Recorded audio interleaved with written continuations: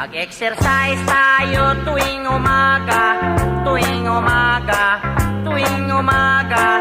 Mag-exercise tayo tuwing umaga upang ang katawan natin ay sumigla.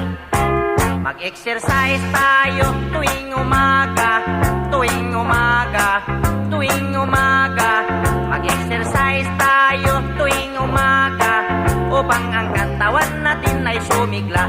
Pag sa gabi, maaga kang matulog, sa umaga,